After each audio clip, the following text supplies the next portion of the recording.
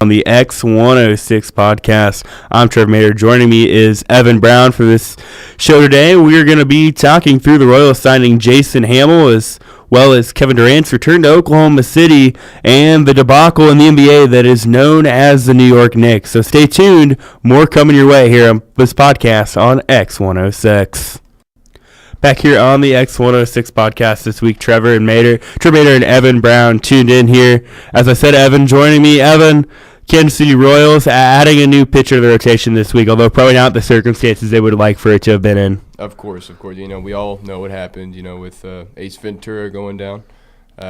Giordano, you can't say enough good things about him. But, looking on the bright side of things, after the fact, we picked up this guy, Jason Hammel. He had a pretty decent year last year. Dude, he's 34 years old, which kind of worries me a little bit. We're probably not going to get multiple years out of him. We're probably looking for, about a 2-year. But anyway, his stats are pretty decent. He's got a 3.83 ERA from last year. And if you remember in that first half of the season, dude was lights out. He was pitching under 2 ERA and, then things kind of started to, go downhill from there. But, the Royals have, a history of, picking up these older guys, trying to rehab them a little bit. You think of guys like Ryan Madsen, Chris Medlin, Chris Young, Joe Blanton, Yoba Chamberlain from a couple years ago.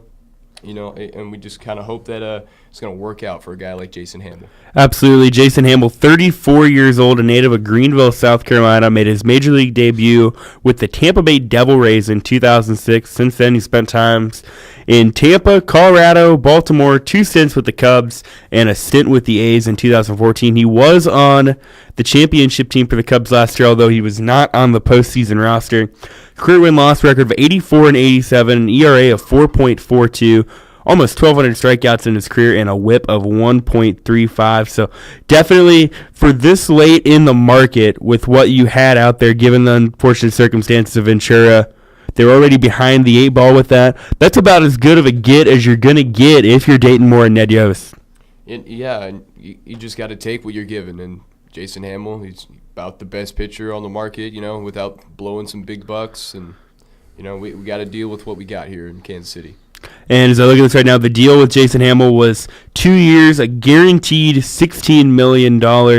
He surprisingly had declined a $12 million club option from the Cubs for the 2017 season. So, yeah, like I said, it's the best we're probably going to get this late in the season, and it'll be interesting to see where he fits into that rotation.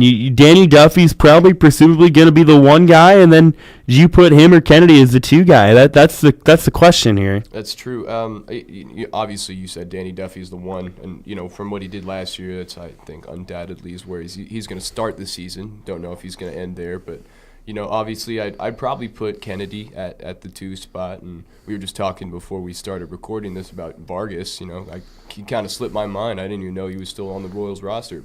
But he could potentially be in there around the 3 spot. Volquez possibly. I think Volquez signed with Miami. Did he? So we're no Volquez. Well, darn. The one that I'm really interested in to see, I've heard rumors about him maybe being in this starting rotation, and he looked really well as a closer at points last year. Yeah. Matt Strom. I mean, he's kind of got the build of maybe a potential starter, but he was so good out of the bullpen that I don't know if you want to bring him into the rotation, but who else you got looking at their roster? I mean, Chris Young's the same way. Chris Young is normally good for 2, maybe 3 innings, if that. Do you really want Chris Young on the mound for more than that? Nathan Carnes, we got him in the trade with Gerard Dyson from Seattle. You don't really know what you're going to get from Carnes yet. And then you have a lot of young guys. Kyle Zimmer, still kind of a developmental prospect. Miguel Almonte, Brian Flynn. Yeah, it's tough to say who that 5 guy is going to be, or maybe even that 4 guy is going to be now. I mean, it's going to be a lot of guessing and checking, for the Royals, and the pitchers and catchers reported today, so that they're getting right in on it. And you just got to have trust in these guys for the Royals. They know what they're doing. They know what to look for. And, it might not be one of the best starting 5 rotation and, in the MLB, but they're going to put something out there that can compete with these other teams. One thing's for sure is you can bet the bullpen will probably still be fairly solid with Herrera and Soria. And even though Soria is kind of shaky at times, there's times where he can really lock down. And if they keep Strom in the bullpen, or a guy like Scott Alexander was someone I really liked last year. So we know the key with the Royals is normally to get you those first 5 innings, and then once you get to the 6th, 7th, 8th, 9th, then you're in good hands. Mm-hmm. So yeah, I mean it's going to be interesting come after spring training and once the season finally gets started. And, we're all hoping for good things with the Royals this year, especially after what happened, and so all we got to do is look and see what happens. So. And you look at some of the rest of their lineup in the infield and whatnot. Obviously Hosmer is going to be starting at first. I would say that's certain. Moose, assuming he comes back fully healed from that ACL, is going to be at third. Alcides Escobar at short and Salvi behind the dish. Yeah. But, I mean, who do you go with at second base? Do you trust a guy like Mondesi?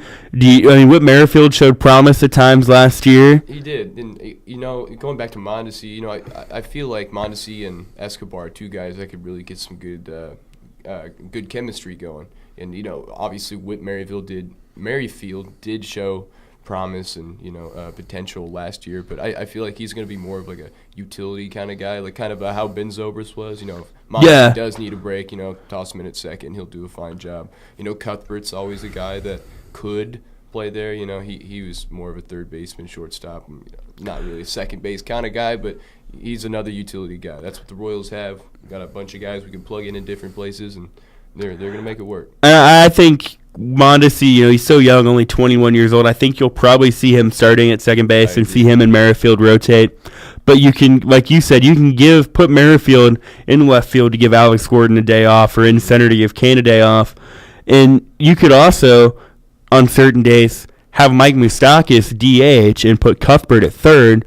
And that brings me to my question. Then you look at the outfield the Royals have this year. You have Lorenzo Cain, who's going to probably more likely play center like he has in recent memory, and you have Alex Gordon.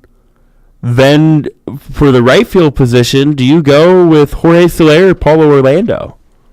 I feel like it's going to be much of the same. It's going to be rotating guys depending on who we're going to play. If you're trying to utilize Orlando and his speed, you're going to have to start him or sub him in later on in the game. So I feel like Soler will get that starting job just because we did trade for him and everything, and gave up Wade Davis for a power hitter, and so he's definitely going to have to get some playing time. And I personally liked that trade with Davis because Wade Davis is 31 years old. Yeah, he's already gone through some elbow injuries and stuff last year.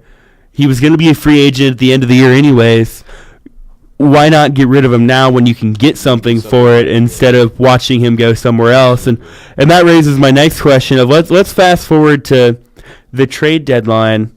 And let's say the Royals are below 500 and have no chance of winning the division. Do you start wheeling and dealing pieces like maybe a Hosmer or a Moustakis? I don't.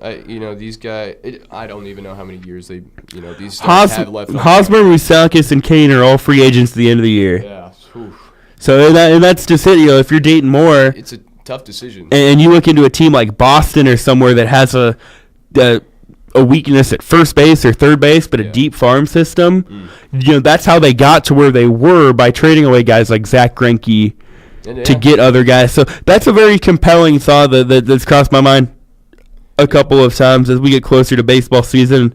Like you said, pitchers and catchers reporting today, and we're a little less than 2 months away from baseball season kicking off. I'm already getting kind of excited. Yeah, it's going to be a fun time this year. Obviously we're all hoping for good things with the Royals, and I don't really want to even think about if trades happen. But, no, I don't want to get to that either. It would break so many people's hearts, including both of ours. But and I think do what you got to do. I think the AL Central is going to be interesting this year. I mean, Detroit normally isn't down for very long. Cleveland, I mean, that team is a couple of things going their way away from winning a World Series. Minnesota was really young last year. Chicago, they bring back Carlos Rodon, who's going to be, the ace of their future. He's got another year under his belt. You kind of see last year with Rodon, he was a little wild at times, still raw, had more time to mature. Jose Abreu just gets better every year. They did trade Chris Sale, but you look at some of the prospects they got from that. Yoan Moncada is a stud. So the Central is wide open this year. I mean, I wouldn't be surprised at the end of the year if the Royals win 95 games and win the Central, and I wouldn't be surprised if they win 75 games and finish fifth in the Central. It's going to be interesting. Yeah. So. Can't wait to watch for it. Absolutely not. The first game of the Royals season will be April 3rd in Minnesota. That's on a Monday. That'll be opening day for them. They have a 3-game stint in Minnesota. Then they're in Houston for that Friday, Saturday, and Sunday. Their first home game will be Monday, April 10th. Now transitioning over to some NBA talk. Evan, the big game this past weekend was Kevin Durant making his return to Oklahoma City, and not a great reception that he received there, but he had a great performance. He did have a great performance, and it was kind of overshadowed by Russell Westbrook's, what did he have, 47 or something nuts like that. But this all just reminds me of the whole LeBron situation when he left Miami. And I didn't get it then, and I don't get it now. Like, people leave. Like, I understand. Like, if I was a Thunder fan, I'd be mad that Kevin Durant left to go play with the Golden State Warriors, who won 73 games. But at the same time, you got to let the dude do what he wants. It's his life. It's not going to be controlled by the fans in Oklahoma City. If he wants money or if he wants to go win a championship and he doesn't think that it's going to happen in Oklahoma City, you can't blame the man. But I like I said, though, I do understand where they're coming. You gotta let the fans boo every once in a while. And the cupcake shirts were hysterical. Yeah, those were really funny, weren't they? Mm-hmm. I look at it from both perspectives. I totally understand both perspectives. If you're a Thunder fan, Kevin Durant basically grew up in Oklahoma City and brought that program or that team from the dumpster to a perennial contender. Took him to the NBA Finals. And then he can't get the championship done, and he leaves to go to essentially a super team.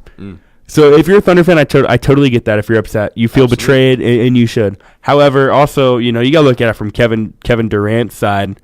The money Golden State was throwing at him, pretty good. I'd take it. The chance to play with Steph Curry, Klay Thompson, they've won a championship. That's what Kevin Durant wants to do, is win a championship.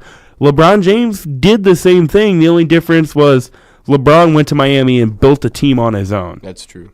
Kind of. I mean, Dwayne Wade was already there. Mm-hmm.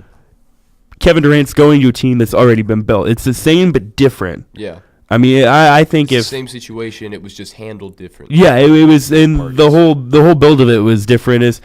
I find it. I'm not so sure that if that super team of Wade and Bosh wasn't going to be formed, I'm not so sure James goes to Miami. I don't know that he stays in Cleveland, but I don't know that he goes to Miami. So it's a very compelling, topic and subject when it comes to that, because from the way it looked, a lot of the things the reception hurt Kevin Durant from the way it looked. Mm-hmm. And I guess I can kind of get that too if you're Kevin Durant. I mean, you spent 8-9 seasons there busting your tail off, Absolutely.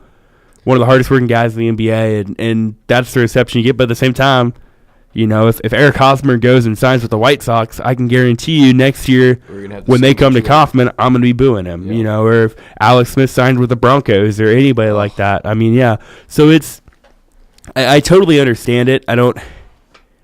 I don't fault either side for it, but I mean, I kind of thought it would be more of, when I picked the game last week, I thought Russell Westbrook would more show why he didn't need KD, and instead KD showed why the Thunder need him. Desperately need him. I mean, because outside of Russell Westbrook, I mean, what do they have? Victor Oladipo, Steven Adams. They're young. I mean, Oklahoma City's... They're no Kevin Durant. No, Oklahoma City's maybe a 50-win team. I mean, they'll make the playoffs, because everyone makes the playoffs in the NBA. Yeah. And Golden State's a 65-70-win team. And Golden State might as well punch their ticket to the finals if Oklahoma City makes it to the semifinals. I mean, that's a good season for him. And I mean, Russell Westbrook is having, don't get me wrong, an MVP caliber season. I mean, he's put that team on his back, and he's shown that he doesn't need Kevin Durant, but I still think the Thunder miss him. Yes. And looking at it in a sort of different kind of way, this question is, for the Oklahoma City fans and everything. And if Kevin Durant wouldn't have left, Russell Westbrook would not be having the type of season he's having. He's responsible for 47% of their points or something crazy like that. 47% of their possessions, like he either assists on it or scores the bucket. And I don't think he would have 26 triple doubles right now if it wasn't for Kevin Durant leaving. If Kevin Durant's still there, I think there's no way that he's having this MVP caliber season. No, absolutely not. This kind of reminds me of even though I was younger, so I don't remember it super well, the Shaq and Kobe situation of, sometimes you get those superstars together and it doesn't work out. That is the one part that I will applaud LeBron for is, him and Bosh and Wade all had a pretty tight, friendship there that there wasn't a lot of drama between them. And I don't want to speculate whether there was a ton of drama between Durant and Westbrook, but, they were two different guys, two different styles, kind of like Shaq and Kobe. And I don't think anyone will ever question their ability or how hard they worked, but they just both wanted to be the guy. And that's part of the reason why, I think a James Harden is overlooked. I mean, can you imagine that team now with Durant, Westbrook, and Harden? I know the salary cap would be through the roof, but I mean, at one point you had three guys on a team. One's been a league MVP, and then one of those two, Westbrook or Harden, will be the league MVP this year. So it's just very compelling to me, that whole situation. Anytime someone goes to the dark side, it's interesting to see the response they get. I mean, Brett Favre, when he signed with the Vikings, that wasn't a super great response the first time he went to Lambeau. And I found this statistic. Kevin Durant, against Oklahoma City this year, averages 24 points a game. The rest of the NBA, the player averages about 13.1 points a game against Oklahoma City. He is shooting 63% against Oklahoma City. The rest of the NBA is averaging 48%. From three-point land, he's shooting 67%. I'm guessing he's only taken 5 of 6 or 2 of 3. The rest of the NBA is shooting 33%. So, you can definitely tell.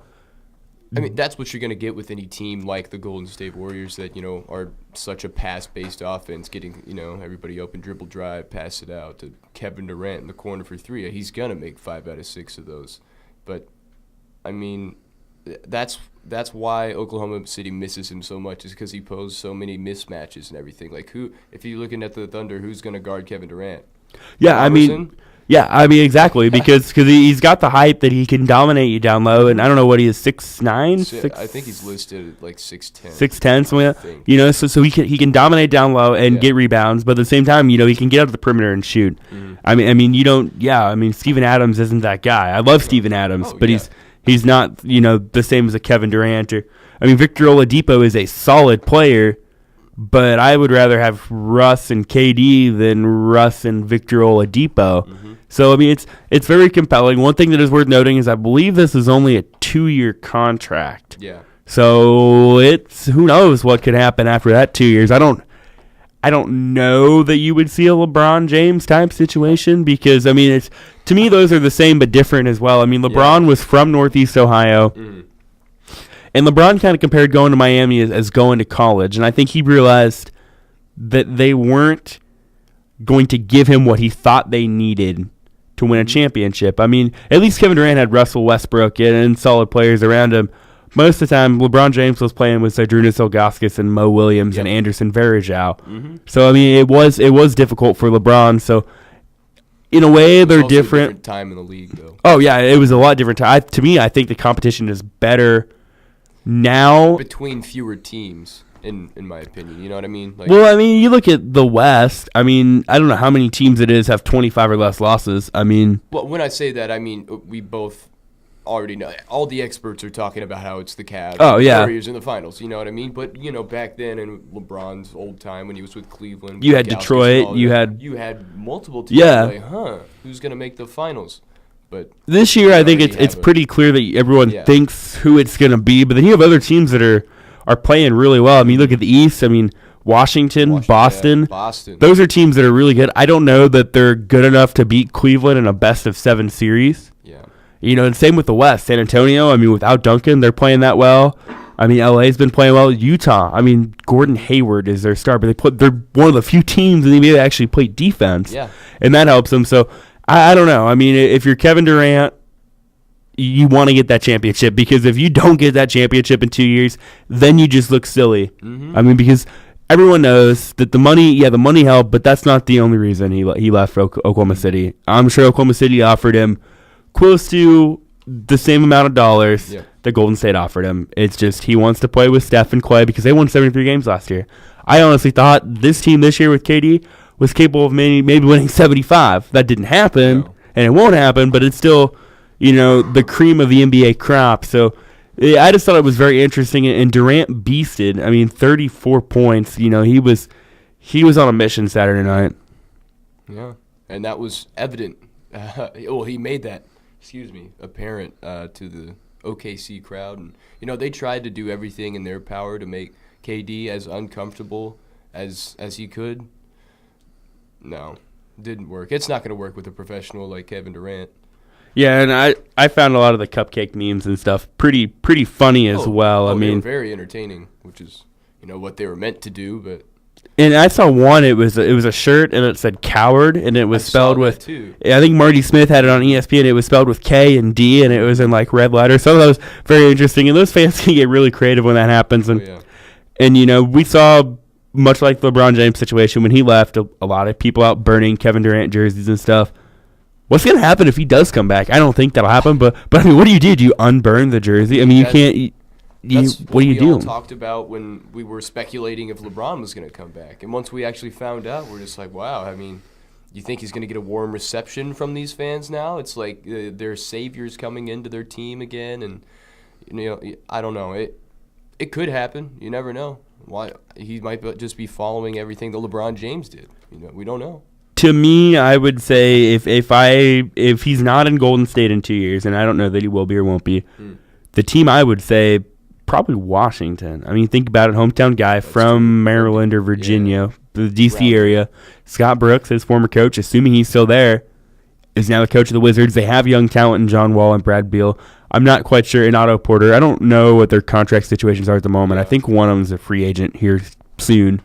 But so that's very compelling. Free agency is always something, to look ahead to and whatnot. And, Evan, transitioning now over to the other big question in the NBA, what's going on with the Knicks and what in the world are they going to do with Carmelo Anthony? At the beginning of the season, when I found out that Derrick Rose and Joakim Noah and this whole squad was being assembled, I was very intrigued. I wanted Derrick Rose to become his former self. It doesn't happen. He's never going to be the same after injuries like that.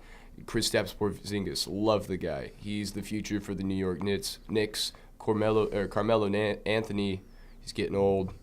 Not old. He's nearing the end of his prime. And with all of these trade rumors swirling around it, it's just not good for the Knicks. And if you look what happened with Charles Oakley, it's just bad after bad thing. And it's just, what are you doing, Knicks? And Phil Jackson, you go ahead. Phil Jackson to me kind of reminds me of that crazy old man who stuck around just a little bit too long.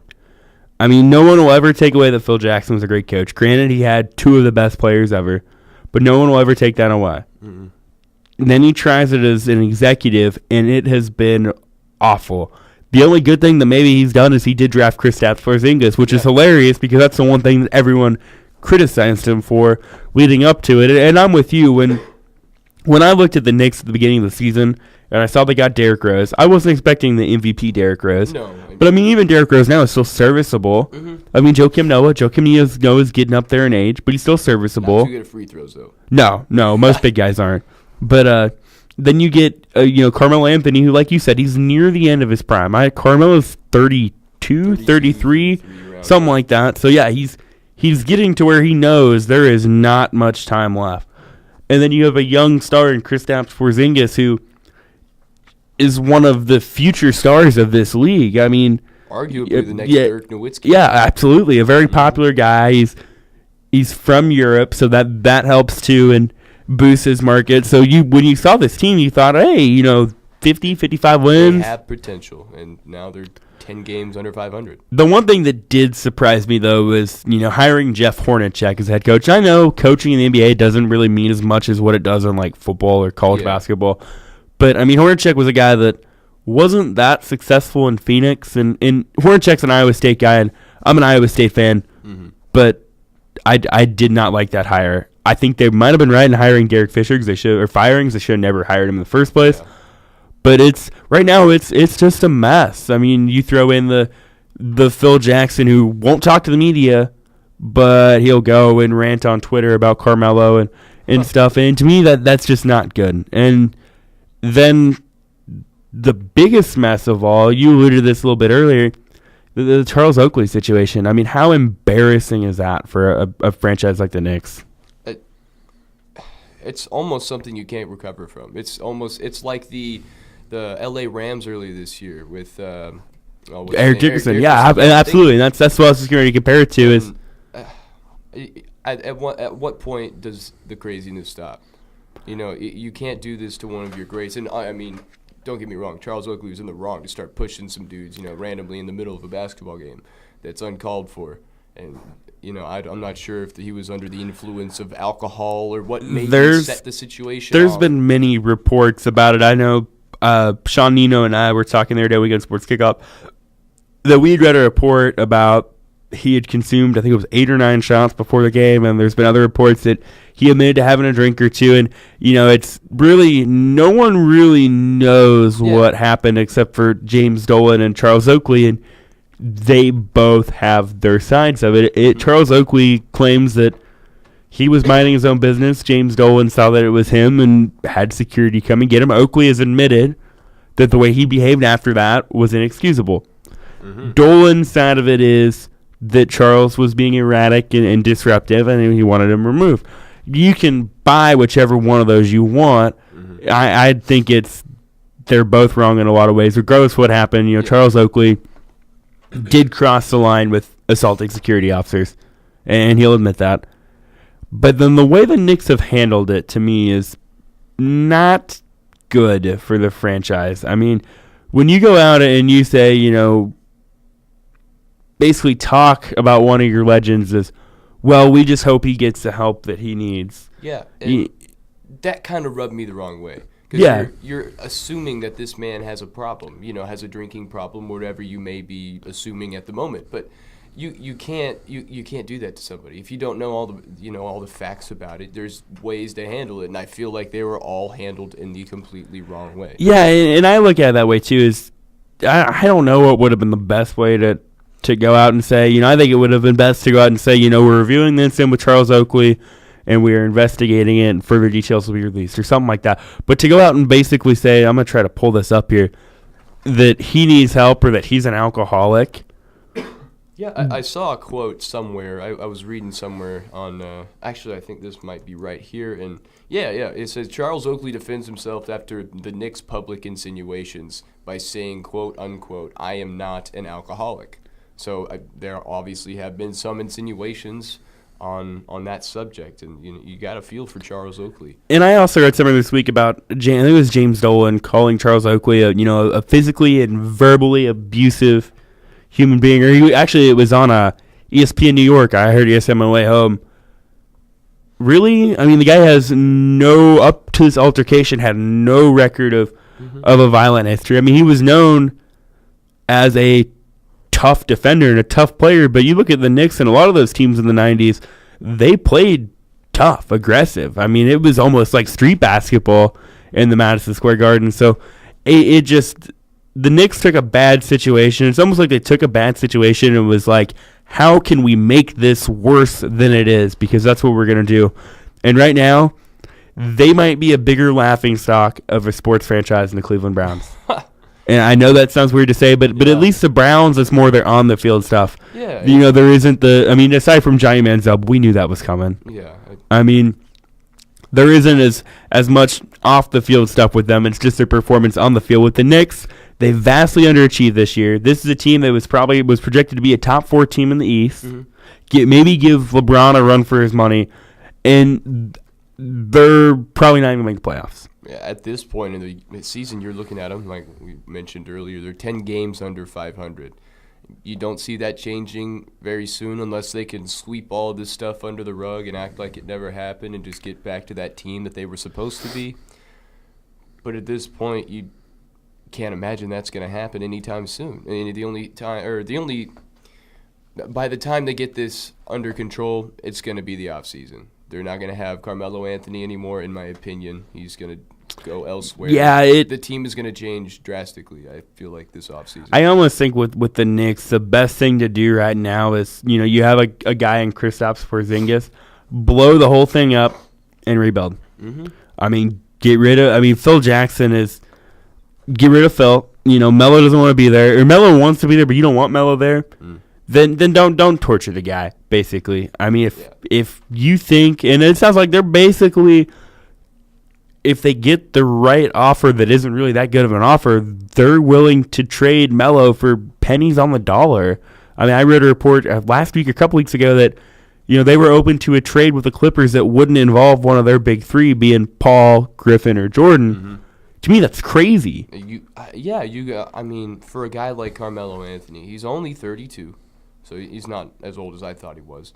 You can still get a few years out of him. 3 or 4. Really good productive. I mean, he was in the same draft class as LeBron. He played 1 or 2 years at Syracuse, whereas LeBron came straight out of high school. So, I mean, and maybe you could throw in a guy, a Melo for Love trade, but then one thing, though, that just doesn't make sense for the Knicks. No, it doesn't. And the one thing that's really compelling about all this, too, is where Phil Jackson really dug himself a hole is he's the one that signed Melo to that big contract a couple years ago. I don't remember the total numbers of it.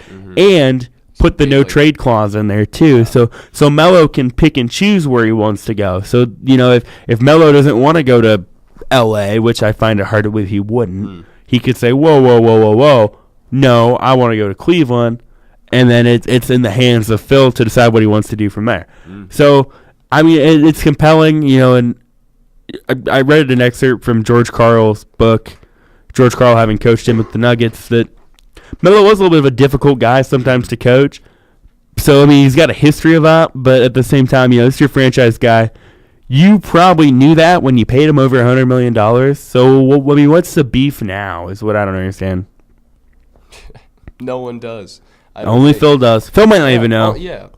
Check Twitter later. Yeah. Maybe it'll be on there. I mean, I don't get what's the fascination nowadays with these people tweeting out whatever they think. I mean, come on. It's professional sports. There needs to be a sense of professionalism. It's not college. It's not amateur. You can't be tripping people, like in college basketball. No offense. I know you're a Duke fan. I totally agree. And you go back to the situation with the Bulls a couple weeks ago when Rajon Rondo put that big thing on Instagram and stuff. I didn't have as much of a problem with what Wade and Butler said. No, yeah. It was more of them calling out their teammates, although maybe doing it in the media wasn't the right way to do it. And then who is Rajon Rondo to tell someone they're being a bad teammate? I mean, this is a guy that got shipped out of Boston because Doc Rivers couldn't really handle him anymore. Then got shipped out of Dallas and got benched for a playoff game. They said, we would rather have you not play because you help our team better if you don't play. And then Sacramento signs him to a big deal, and he busts there, can't get along with George Karl. Karl gets fired. Rondo gets dealt to Chicago. So, I mean, it's very compelling on both sides when you get to a situation like that. And, GMs and players, obviously they're probably not going to be buddy-buddy because when it comes to negotiations and whatnot, you each have your own end game. Yeah, when it comes down to it, it's just business. That's absolutely what it is. It's totally business. You can, but you can't have friendships in this sort of things. It just makes things like this harder to deal with. Like the whole going back to KD and Russ, you end that relationship, and then there's cold blood. There's something in between each other that it rubs you the wrong way, and there's definitely better ways to handle it. Like we've been saying this whole time, there's ways to handle it. We just don't know what they are. Yeah, and I'm not sure anyone knows what they are. That'll about do it for our Trevor and Evan's X-106 podcast. And Evan, before we send things off, it's only Monday. We record this earlier in the week. Well, what are some of the things maybe you're looking for in the sports world here throughout the week? There's no football on now, so I mean that takes a big dent out of it. I was sitting in my room yesterday, and I turned it on SportsCenter expecting to find something on, and saw professional bowling, and I was like, you know what, this is kind of interesting, and I got hooked on it. Believe it or not, professional bowling is pretty interesting. It can be.